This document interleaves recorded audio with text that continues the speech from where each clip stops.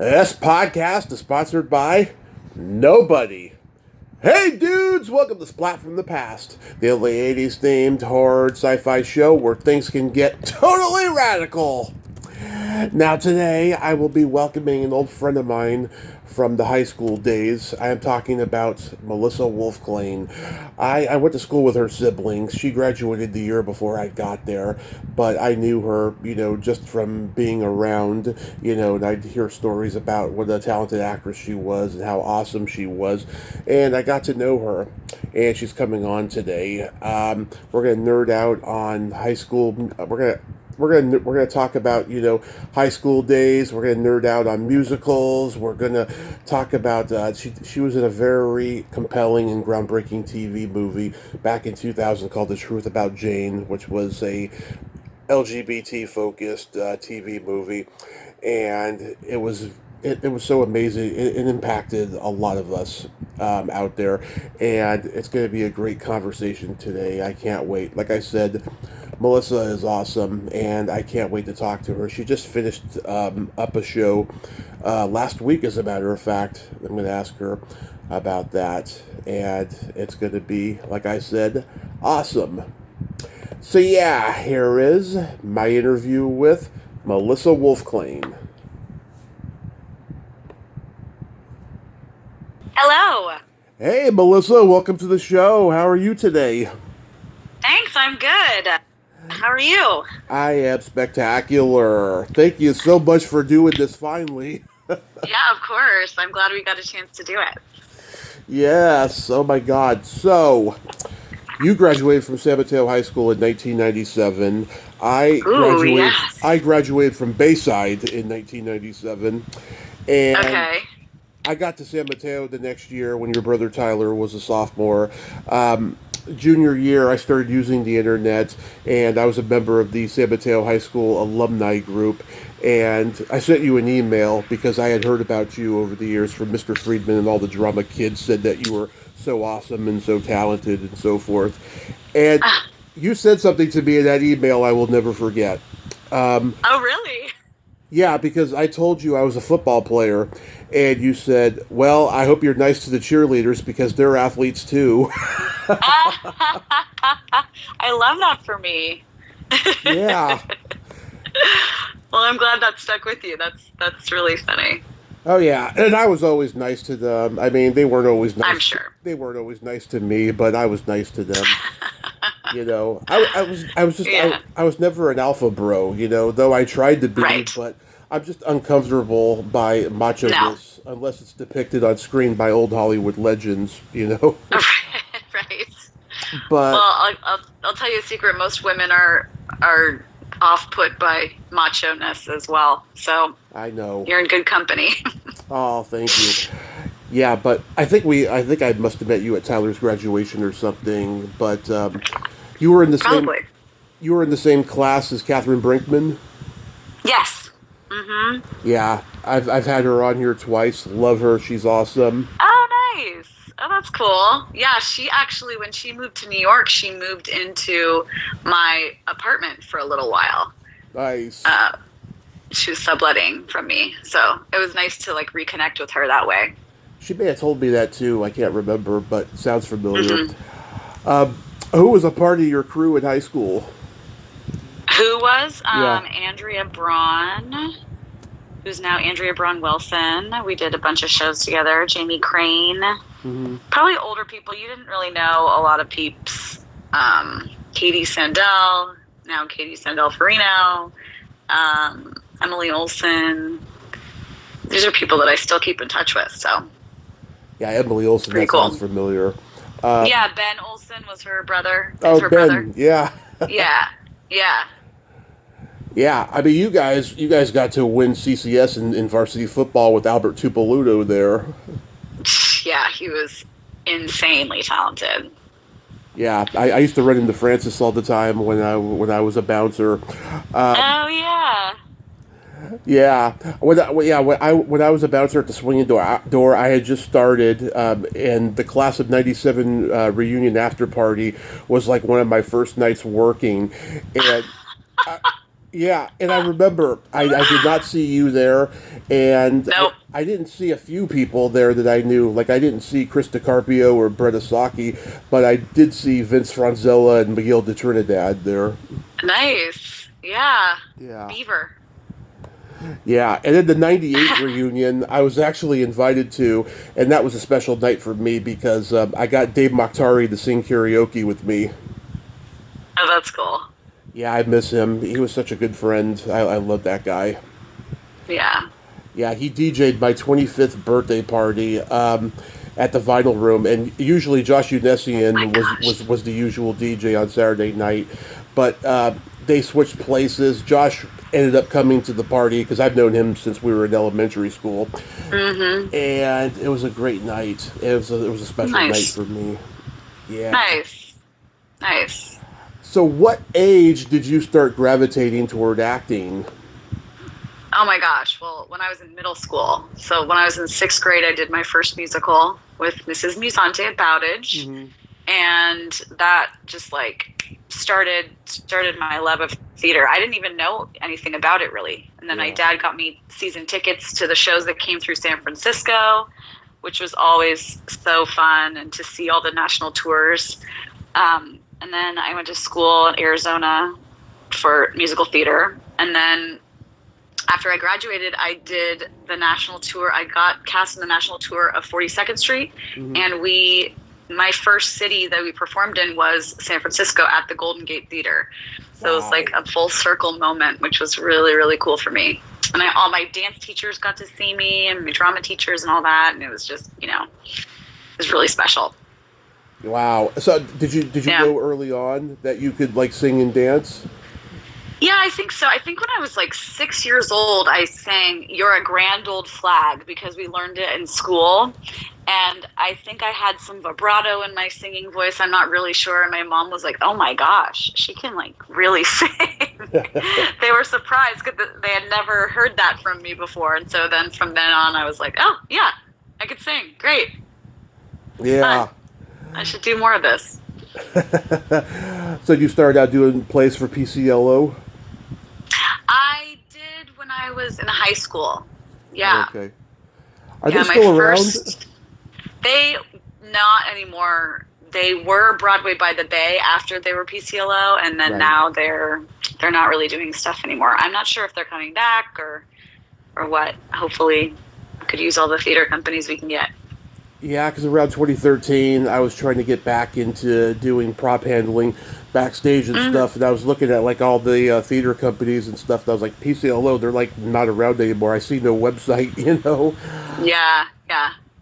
I think they stopped calling themselves PCLO like in the year 2000 or something. Oh, okay.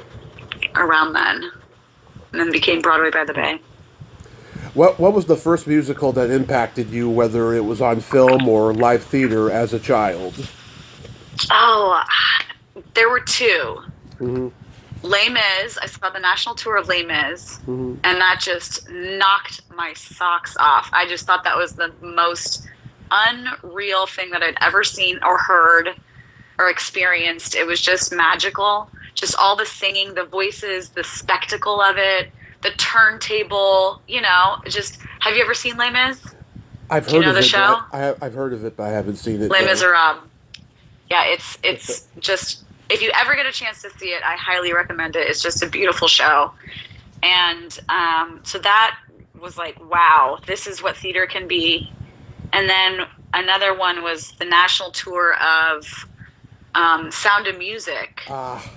Came to San Francisco, and I think I was in high school, and it was one of the first things I saw with my dad at the Golden Gate, and Marie Osmond was playing Maria. And I just remember it being like, whoa, look at all the marks on the stage, because they have the spike marks and you can see them from the stage. It's like, wow, it's like seeing behind the scenes almost.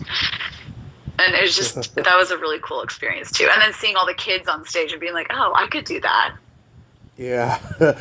Yeah. Yeah, I mean, for me, it was a while before I started seeing theater, but I would watch the movies. I'd watch The Sound of Music, Grease. I've interviewed Barry Pearl and Susan Buckner. Oh, cool. Yeah, My Fair Lady. Yeah. I also love non-Broadway musical movies like Pete's Dragon. Yes, yeah.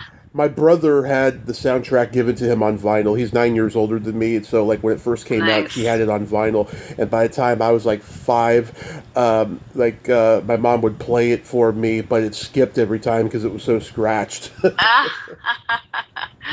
Yeah, yeah. That was really like The Wonderful World of Disney. Mm-hmm. They did all those cool musicals. We used to record them on VHS. With the commercials. Oh yeah, the ABC Sunday Night Disney movie. Yes. That was a big part of my life. I'll tell you, big part. Yeah. I watched it every Sunday. I'd see like the Brat Patrol with Sean Astin. I'd see Ask Max with Chunk from the Goonies. Yeah. Cool. It's crazy. Do you like Jesus Christ Superstar? I do. I'm not a huge fan. I know some people that's like their favorite musical of all time, and I never grew up watching it or listening to it, so I didn't really know it until later on, when the John Legend live Jesus Christ Superstar was just aired like not that long ago, and I had a couple friends in the ensemble, and so that was really cool to see. But I really like the music. I do. I just don't know it very well. And actually, a theater company around here did an all-female version of it, and I heard it was spectacular. I didn't get a chance to see it, but nice. I had some friends in that, and people were definitely wowed by it. Yeah, I interviewed Ted Neely a couple years ago, and he is such a trip, I'll tell you. Like, he was just full of energy, and like started off when the call was first answered, he was like, "Tommy, can you hear me?" And we got into a little bit. We got into a little bit about the Who at the beginning of that conversation, and then I had Yvonne Elliman on. Unfortunately, that interview was not complete because we were talking, it was 12 a.m. in California and 10 p.m. in Hawaii, and she was taking care of her sickly mother, and she is just all over the place. She's a force of nature, but what I captured, it was good, Oh, good. Yeah. I mean, we tried to make time to complete it and stuff, but unfortunately it never happened. Right. Fiddler on the Roof. Mm-hmm. Yeah, you like that one? I do, yeah. I mean, my dad grew up. His dad is Jewish, and so he would always be like quoting stuff from that, and all the Yiddish stuff that's in there, and it's just really fun. And that was one of the first musicals that my brother did. Mm-hmm. He did it at Bowditch Middle School, and that was fun to see on stage. And that's just that's such a spectacle musical. It can be such a beautiful show. Yeah, I didn't realize you had Jewish roots in your family. Yeah. I'm a quarter Jewish, so I'm Jewish. Jewish. Yeah, I totally get it. Yeah. I was trying to get somebody from Fiddler on the Roof on here this past Hanukkah season because I feel like it's important with what's going on in Israel and absolutely, and all the horrible genocides that are happening and stuff. Unfortunately, I wasn't able to make the connection, but I do love Fiddler on the Roof. In fact, when I was doing stand-up comedy, I would take popular songs and make them really sexual and morbid, and I would take Matchmaker and make it about S&M. Nice. I'd be like, anal beads, where have you been all my life? What if you get stuck? Will I bounce back? Stuff like that. Nice. Did you watch Fame growing up? I didn't.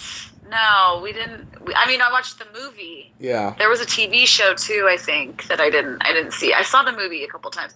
I like that song, Out Here on My Own. I sang that a few times for some like auditions and stuff. I like the movie. Good one. Yeah. I like the movie, but the first 2 seasons of the show I think was great, and then when it went from NBC to first run syndication, the production values got cheap, and they started rehashing stuff. But Valerie Landsberg, who played Doris Schwartz on the series, I had a huge crush on her, and I'm trying to get her on the show.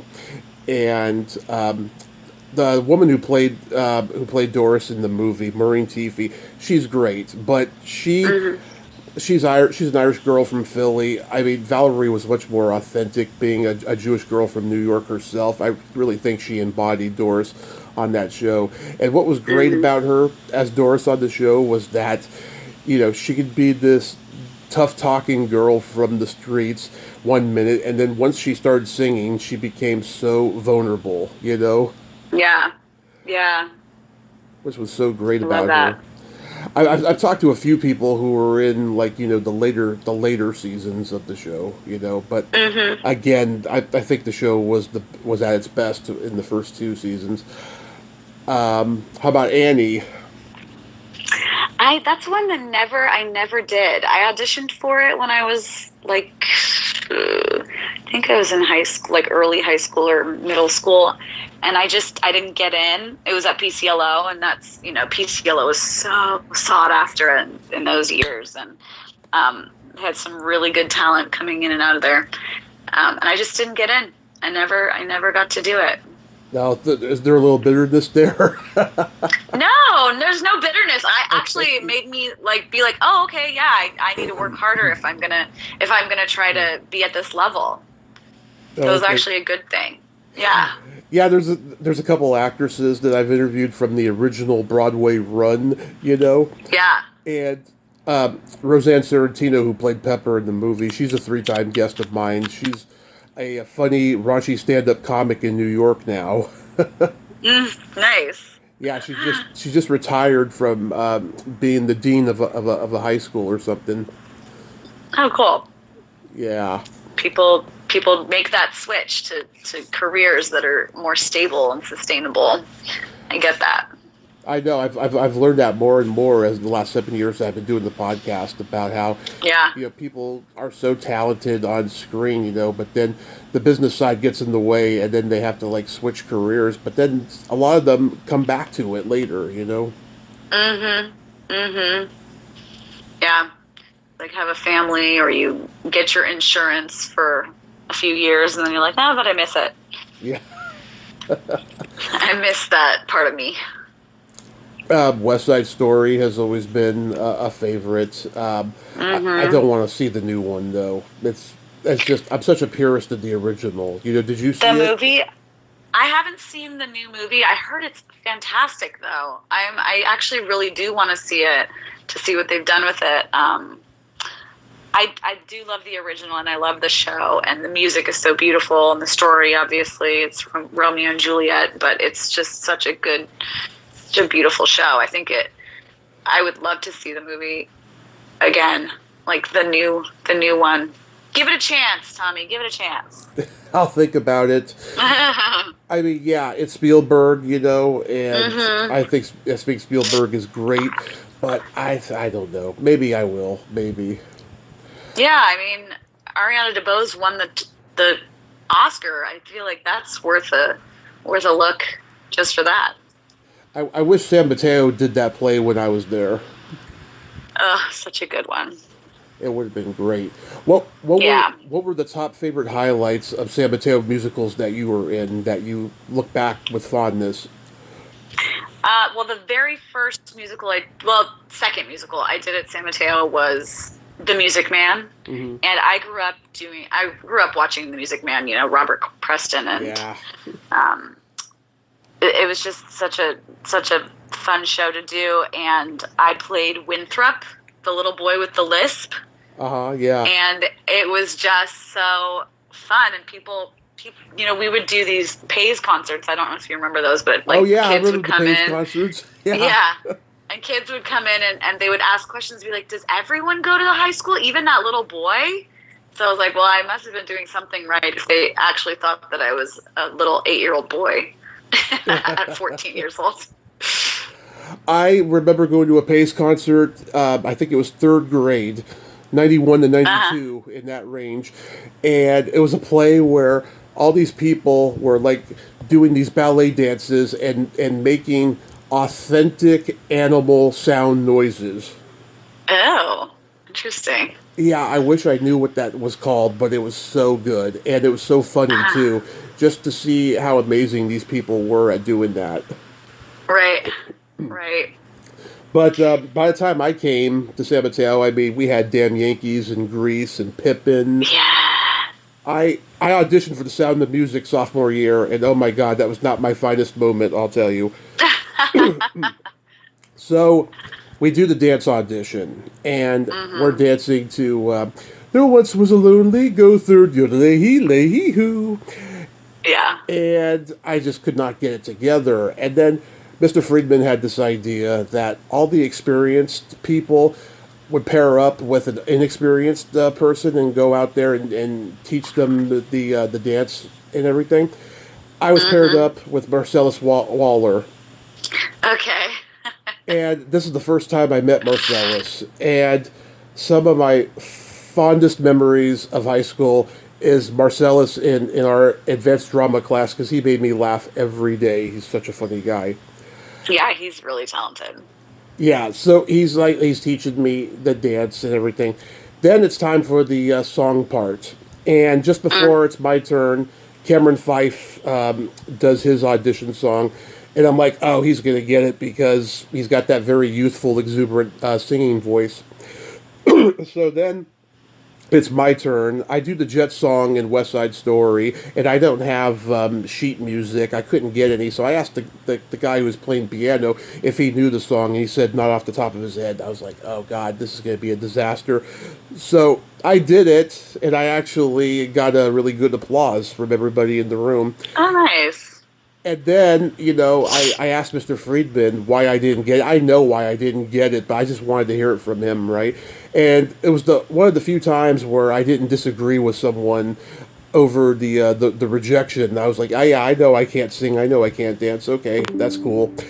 So I was going to do stage crew for the Sound of Music, but I got busy with wrestling that year.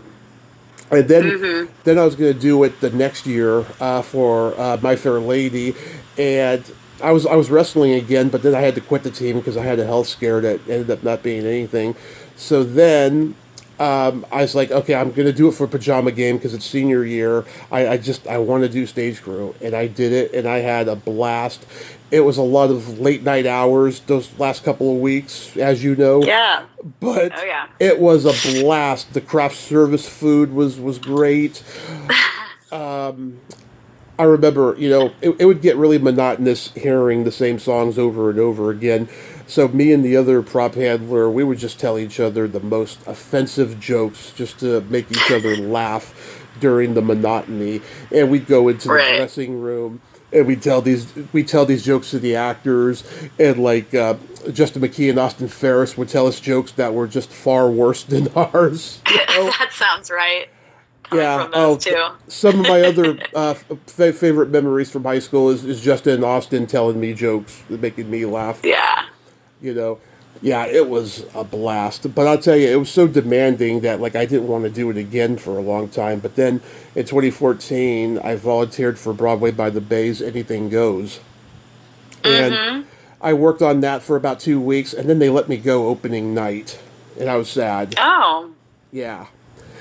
And I went to the opening night performance, and then I went to the after party because they did invite me to it, even though I wasn't needed anymore. Yeah.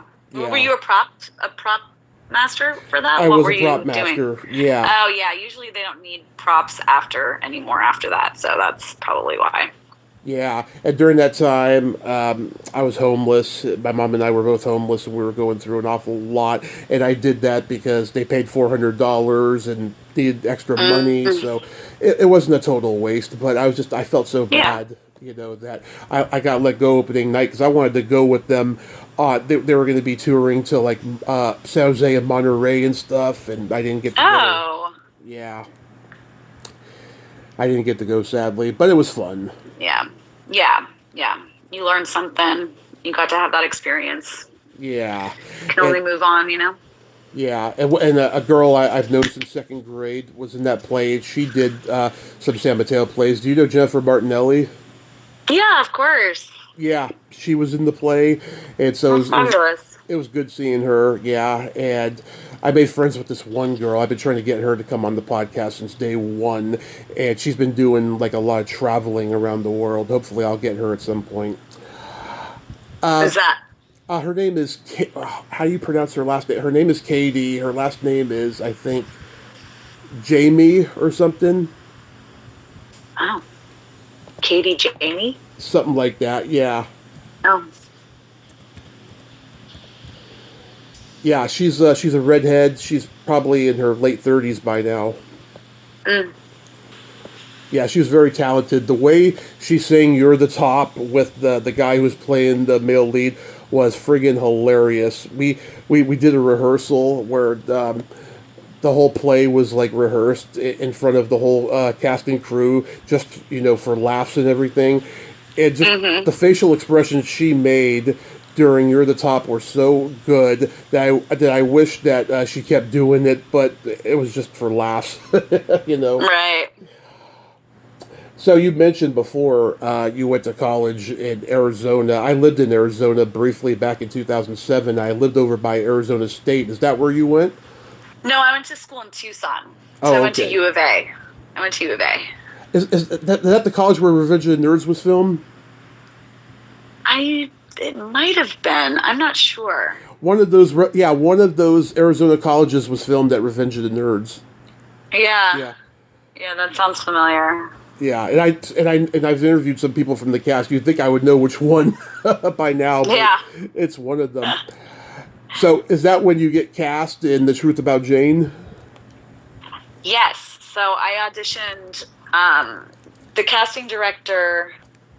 The Truth About Jane shot in Phoenix, and so the casting director was out of Phoenix, but she came to our school because we had a good theater department. Mm-hmm. And she auditioned from our theater department, which was really cool. And two of us got cast from there. My really good friend Michelle and I both did it. Yeah. Oh my God, we were all so proud of you when that thing aired. I mean, everyone was just because I'll tell you, my mom went to San Mateo High. She graduated in '72, the same class with Dennis Haysbert. And oh yeah. They've known each other since they were in kindergarten. So, like, oh nice. Everybody who knew Dennis was so proud of him when he started working in the business, right? But, like, in that era of San Mateo High, you were at that point, you were like Dennis at that point. Like, everyone was so proud of you. Yeah. Thanks. That's so nice. Yeah, and you had that great line that still makes me laugh every time I see it, where you're like, he's positively drooling. Yeah, it's pretty good. That was a fun one, for sure. Yeah, that was a really good experience. It was my first time being on set, and it was just such a long day. It was crazy. Mm-hmm. It was like, 12 hours being there, because I think we only shot one day, and we had a few different setups. But it was a really, really cool experience. It's really fun. Yeah. Oh my God. Yeah, you got that little hippie dress on, and you got that apple. Apple? Yeah, you're like holding an apple or something, some piece of fruit. I remember. I was? Yeah, in the cafeteria scene. I remember better than I. I remember pushing away my tray in disgust. Really? Yeah. Well, was there something gross on there? No, because I was grossed out by the fact of her being a lesbian. Oh, okay. I'd have to go back and watch. I don't remember that part. Yeah. But Ellen Muth, oh God, she is so talented. What was she like to work with? Yeah, she was great. She was really on top of things. It was like her first thing too. I mean, maybe not her very first thing, but I think she was actually 16 when we did that. And so she was like the youngest one of all of the kids, quote unquote kids, that were on set. And she was just such a pro. She was so genuine. It was really fun to watch her work. Yeah, did you get to meet Stockard? No, I didn't. She wasn't in any scenes with me. Or RuPaul. RuPaul was in that too. Yeah, RuPaul He was the played her. first time I ever saw him out of drag, by the way. Right. And he was great. Mm-hmm. They were both great. He did a great job in that. Yeah. Yeah, the movie was so compelling. You know, it took me 10 more years before I came out as bi, and I never forgot the movie. You know, I had it on VHS. I'd watch it every now and then. It just, it's so powerful. You know, even that comedian Fortune Feimster said that she came out because of that movie. Yes, I remember that. I've seen that clip. That's so funny. Yeah, she's younger than I am, so she probably saw it when it first aired, and you know, it just influenced her like right from the get go. Yeah. Me, it took a little longer because you know I played football for the city's namesake high school, and just like again going back to that macho thing, you know, it's just right. It was hard, you know, but eventually I did it. So yeah, that's great. And when I went to my 10-year reunion in 2011, you know, there was talk about it, but it was nothing demeaning or everything. Everybody was really nice about it and stuff. That's good. That's really good. Yeah, my reunion, oh my God. There's only like 50 people there. Like, you know, when they're doing the time capsule at the end, like, half the class was not there. It was crazy. Yeah. It was crazy. I don't know. But, 10 years. 10 years is funny because I feel like you can almost already be in contact with people still, you know? Yeah, now that social media is popular. Yeah. Well, now it's like, what's even the point? It's so different to see people in person, though, of course, which I think is great. Yeah, I never saw this, but you were in a short film called Guilt of War. Mm-hmm. Yeah, tell me about that. Yeah, I was. It's shot in LA. So when I lived in LA for 12 years. Oh. After college, and I did a bunch of like student films, short films. That was a student film, and he was really good. It was actually kind of semi-autobiographical. He was a veteran. The filmmaker was a veteran, and it was about his this character who I played his wife, and the character went off to war, and then it was, and I want to give it away. I mean, it's a short film, but it was really fun to do, and I got to show a lot of emotion in it, and it was fun to shoot. Wow, yeah. I didn't realize that you were in LA. I knew you were in New York, but I didn't realize that you were in LA. So was it tough out there for you? Yeah, I think, well, I was doing a lot of theater also, and going to LA, it's kind of like being from here, you know. It's like a lot of people already know me here in the Bay Area.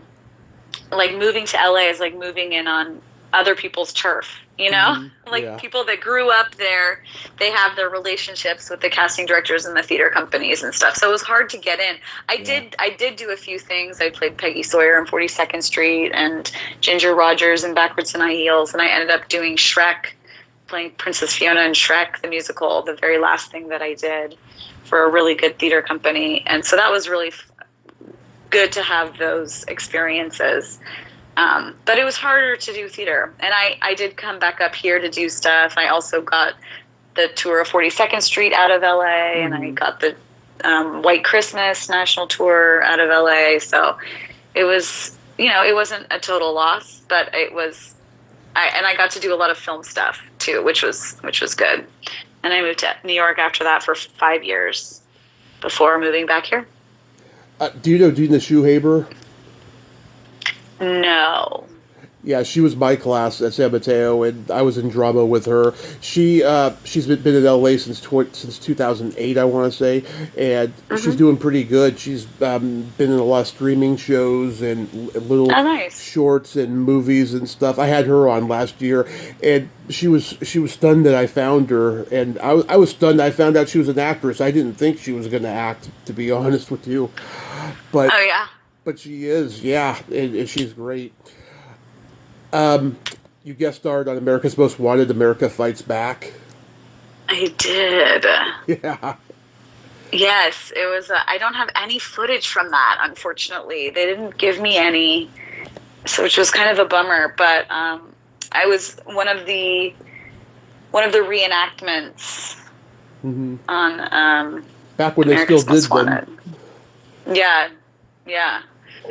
So that was a cool experience because I got to play like the sister of a girl in the 60s.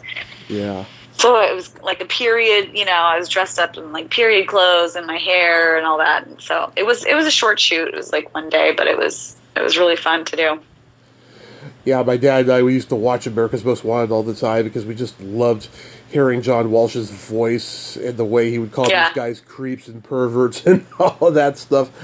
We loved that show. Yeah, hopefully someday it'll resurface, the footage. Yeah. I watched a clip on YouTube of Saturday Night at Norm's. I was laughing so hard. You were talking a mile a minute like Jenna Von Oy, and yes. You had this guy dressed up as an old man going into a musical number, and you join him, and you both fall at the end. That was a really fun one. That was for Chapman University. I don't know if you know anything about Chapman, but they have a really, really good film department. Oh, yeah. And this guy, Kellen Blair, wrote this with three of his friends. They were all in an improv troupe together, and they wrote and starred in this movie. And it was, for a short film, it was pretty long. It was like 25 minutes. And they submitted to festivals and stuff. But now Kellen has written a few musicals that have been off Broadway, which is a really cool thing. So he's kind of doing it. And the producers of that short film were the Duffer Brothers, and I don't know if you know who they are, but they created Stranger Things. Oh, okay. Yeah. So that was a pretty cool experience. Yeah, I know a little bit about Chapman University because I got to interview the great comedy writer who passed away a couple years ago, Ann Beats, and she taught writing at Chapman for about 25 years till her passing. Oh, wow. So I knew about how good Chapman was because of her and stuff. I watched a little bit of Pride and Prejudice on YouTube, and oh yeah. Yeah, oh God, it must be new because it wasn't like anything I had ever seen before. Yeah, it is. We did it in 2019, right before the pandemic. Uh-huh. It was really fun. That was it's an original musical by Paul Gordon, who also did Daddy Longlegs and Jane Eyre, Sense and Sensibility, and some other stuff. But he did a musical adaptation of Pride and Prejudice, and I played Mary, the middle Bennet sister. Yeah. And so when we first did it, I did a reading of it at TheaterWorks here in the Bay Area. And during readings, I don't know if you've ever gone to see a reading of a new musical, but they read the stage directions as well. And I was assigned, because I didn't have that big of a part, I was assigned to read most of the stage directions. And because I was so funny in how I read them and so dry, Paul decided to keep that in the musical, which is so random that you would have this character, like, coming out to setting up every scene, which was kind of neat and kind of fun. A different, like, device used, but it was that made me feel good that something that I did made it into the final draft of this show. Wow. Yeah, I've watched readings on YouTube, but I've never been to an actual live one. I mean, they look like they're a lot of fun. Yeah, they are. How did they get initiated? Because it sounds pretty straightforward, yet hard to explain. A reading of a new show? Yeah, like how did they get initiated? Well, TheaterWorks, which is a theater company here in Silicon Valley, they are known for doing new musicals and creating new shows. Right. So they have a few different kind of levels where they create musicals. They have a writer's retreat where they bring writers to to work on their stuff with actors that are local, and they, it's a very collaborative process. And then they also have a New Works Festival, which is where they bring like actual new works. Like Paul Gordon brought his musical Pride and Prejudice, and then we created, we helped develop it even more, and then we put it on in performance. And then from there, they actually produced the full-scale musical, which was really neat. So that's kind of the goal, is to like create full musicals and do them and maybe get them to Broadway. Like the musical Memphis, I don't know if you know Memphis, but that was started at TheaterWorks. I don't think I know Memphis. It sounds like it's good, though. Yeah, it is. Yeah, I know that musical is your field, but like, have you ever done shows for like the Dragon Theater?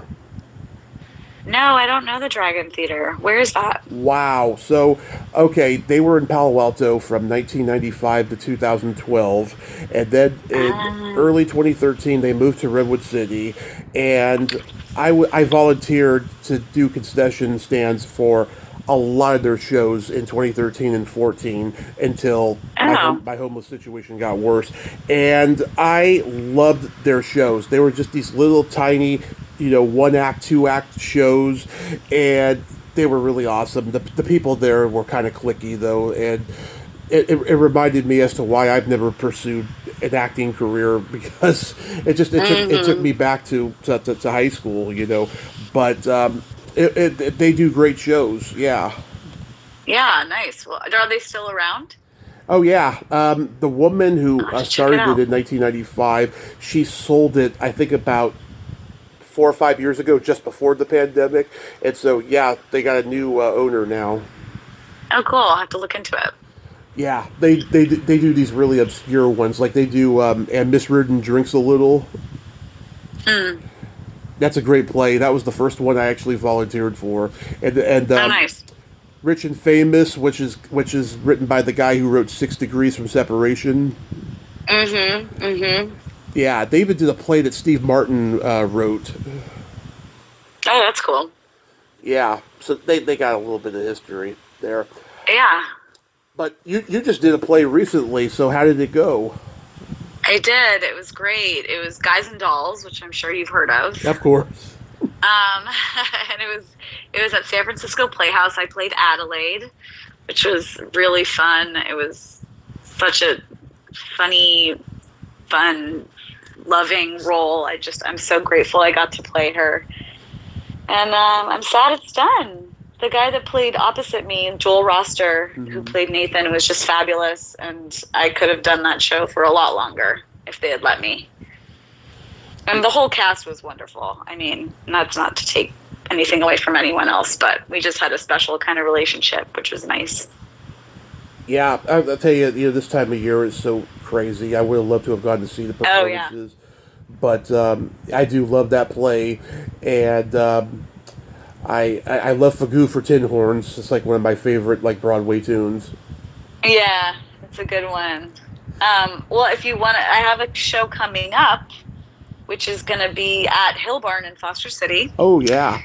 It's Something Rotten, which I don't know if you've heard of Something Rotten, but it's such a fun show. You would love it. It's kind of pokes fun at some old Shakespeare and musical theater, and it's quick and fast, and there's a lot of funny numbers, and I play the wife of the main character, and it's going to be in April, end of April, early May, so keep an eye out. Okay, I definitely will. Do you go on any auditions for any film or TV work that comes to San Francisco? I don't that much. I would like to do more. Just, with theater, it's hard to do everything. So I've been doing a lot of theater work lately, which has been really nice. But I do really enjoy being in front of camera, so I'd like to do more of that. Definitely. Yeah, I've been an extra in some music videos for local bands in San Francisco. I was in a TV pilot that never got sold. It was so top secret, I still don't know the name of it. It was I was at Bel Mateo Bowl in 2012, and I was just hanging out there, and like they came to the bar, and the producer was like asking the karaoke DJ, who was a friend of mine, and said, you know, is there anybody you know that would like to be in the background singing during the scene? And she pointed at me, and unfortunately, I couldn't choose the song. The director wanted Meatloaf's "I Do Anything for Love, but I Won't Do That," and I was like, "Okay, I'll do it." And so we filmed it, and I did in one take. And Nice. well, the whole point is they knew that I sang badly, and that's what they wanted. They wanted that to be the humor of the scene. Right. That's funny. Yeah, and it was so cool. The producer gave me her card, and I lost it. I remember her first name was Liz. I wish I remembered her last name. You know, I would have, I would have emailed her or something and said, "Hey, you got anything for me?" you know. Yeah. But yeah, that was fun. That was fun, and I got to be in the background of Silicon Valley when they were shooting their pilot and stuff. Yeah. Yeah, that stuff is cool. The only thing I don't like, though, about being an extra now that SAG-AFTRA has like unionized extra work, and it's like, you know, a lot of these people who make a genuine career out of it, a lot of them are just not all there, you know, and so they act like stars when you talk to them. There's this guy, I won't say his name. He's been an extra in San Francisco movies since the late '60s, and I just wanted to reach out to him just to see if he'd be a funny guy, a character, any good stories from being on those sets and stuff. And he like wanted $5,000. I'm like, you're out of your mind, dude. You know? Okay. Yeah, he thinks he's a star. He thinks he's like the king of the extras or something. Yeah. Well, you know, some people are just trying to make their money any way they can. They're hustling, you know. So Yeah. can't blame them for trying. Yeah. Oh, I forgot to mention, you won an award for Singing in the Rain. Oh yeah, I did. That was a long time ago. I did the Bay Area Theater Critics Award. Do you know what year that was? 2003. Oh, that was a long time ago. You're right. Yeah. It said it on your IMDb. That's why I had to bring it up. Oh, it did? Oh, that's so funny. Yeah. That was a long time ago, but there's the San Francisco Bay Area Theater Critics Circle is still around today. They still do those awards. Mm-hmm. I've been nominated for a few of them. I think that's the only one I ever won for myself. I did win a Theater Bay Area award, which they are no longer doing those awards, which is unfortunate because I thought they were pretty good in the Bay Area. Oh. I won that for Dames at Sea at 42nd Street Moon. Which that was a really fun one too. Is there a play you haven't done yet that you really want to do? Yeah, I would love to play Reno Sweeney in Anything Goes. Speaking of Anything Goes. Yeah, I would love to do that. Because, you know, I'm a tap dancer, and that's one of the only tap dance roles that I haven't done. Mm-hmm. I've done pretty much all of them, which is really saying something. Yeah. But I'm sure there's other roles that I haven't. I would love to play Kate in Kiss Me Kate. I would love to be Velma in Chicago. You know, the usual suspects. Have you ever done Les Miserables? I have not. That's the one I was telling you at the beginning, Les Miserables. Oh, okay. Les Mis. Yeah. Okay, I always call it Les Miserables, so that's probably why it didn't Les register. Miserables. Yeah. That's Les Mis. I would love to do. I actually went in for the national tour of that as Fontaine, but I didn't get it. But that's okay. Uh-oh. It was good. It was a good experience to go in and sing that song. It was fabulous. Yeah, well, you know, the musical movie is starting to come back and stuff. Maybe you'll be in a musical movie. Yeah. Well, they did just do that one, and Anne Hathaway played that part, so she was pretty good, I hear. Mm-hmm. And how's the rest of the family doing? They're good. They're really good. Good. I got a niece and 3 nephews, and they all live. I know they all live super close, which is so nice. I love seeing them. It's great. Yeah. Auntie Lily, they call me. Oh, Lily. Yeah, it's really cute. I love that. Yeah, that's It's my favorite thing. That's so awesome. Yeah, I mean, there's always been days where I want to have kids, and then days where I don't. Especially now with what's going on in the world. Like, Yeah, for I sure. don't want to bring kids into the world at this point. Right. Right. And plus, Yeah. I've learned since I've come back from my car accident. I've learned to just like not plan things because it's not really up to me.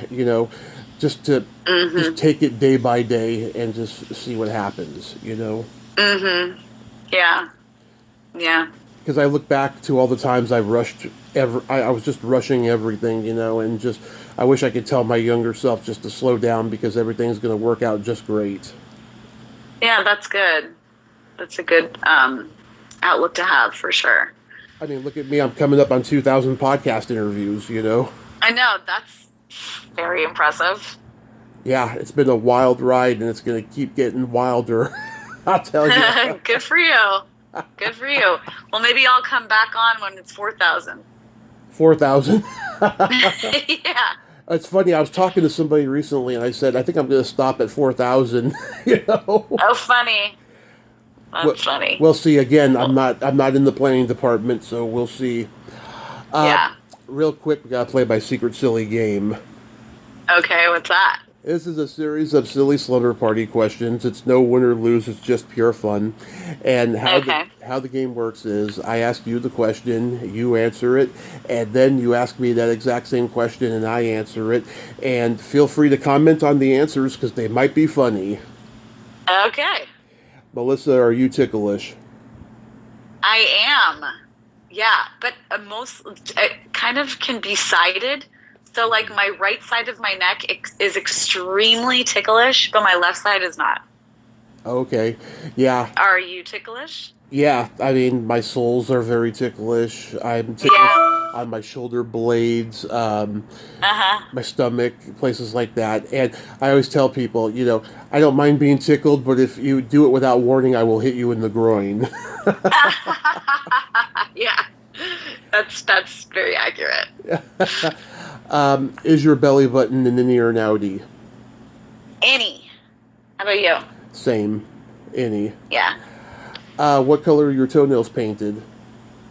They are not painted. I don't really paint my toenails that much unless I have something that I'm going to go do. Are yours? Right now they're not, but at Christmas time I had red, green, and white. Oh, that's cute. Yeah, and on the week of New Year's, I had gold with sparkles, and I love going elaborate in colors, but I'll tell you, it's a pain in the ass to get glitter off your toenails. Oh yeah, for sure. It's really impossible. I wanted to do it though because I didn't have my toenails painted for a couple of years during the pandemic because I wasn't going out. Right. So right. I just said, what the hell? Yeah, it's fun. What would you say is your best personality trait? Empathy. You are a very empathetic person. Thank you. I think that can be a blessing and a curse for sure. Yeah. I think I definitely feel a lot for other people and other situations and what they're going through, but I think it sometimes can be detrimental because it can overcome me at times, and I feel too much, and it can wear me down.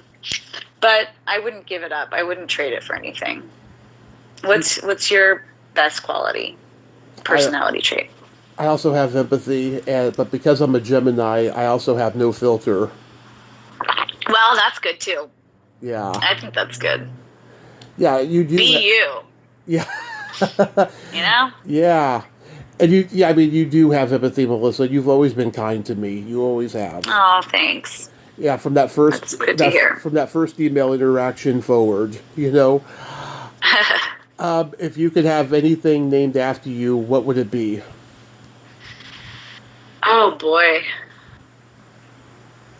I don't know. Either a theater, maybe like an actual theater where you go see the play, or the Best Aunt Award, the Lily Award. Oh, I love that. I love that. Yeah. What about you? A vibrator. Okay. I would call it the Tommy Chatsy. Perfect.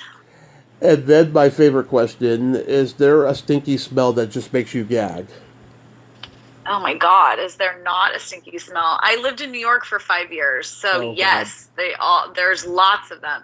But I think the worst, not the worst, maybe one of the worst is like, you know that sneeze smell when you can like smell somebody's saliva? Mm-hmm. That is so disgusting to me. It's like, gross. I can smell it now. Yes, it's so gross. Like somebody else's sneeze. It's nasty. What about you? Either farts or feet. Yeah. Yeah. That's expected. Nobody likes to smell other people's anything. Yeah. Really, unless it's, someone they're sleeping with, and then they're like, oh yeah, whatever. But you would be surprised at some of the smells that people have told me on here. Someone told me that when she was a little girl, she didn't like the smell of freshly made pizza. I was like, why? That's like a really great smell, What? Yeah. No, that's weird. Yeah. How crazy. Well, she is weird. I remember this particular person was weird. Well, we're all a little weird, so there's that. It's the imperfections that make us special. Exactly.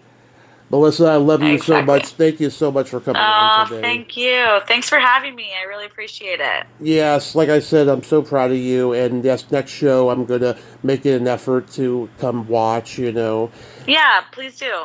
Yes. Reach out and let me know. I'll let you know when the shows are. And fantastic. Stuff. Have a great rest of your day and be safe. Thank you. You too. Thank you. Bye-bye. Bye. Well, there you have it. Melissa WolfKlain. Ain't she a gem? Oh, God, she is a gem and a sweetheart. I freaking love her. I just love how talented she is. I love how she's a great aunt. I mean, she's just an all-around great person. I friggin' love her. I'm going to go check her out. You go check her out, too. When she's performing, go to her website, melissawolfklain.com, and see her perform. She is just amazing. Well, until next time, this is Tommy Throwback Kovac saying there's no shame in living in the past because the present sucks. Later, dudes!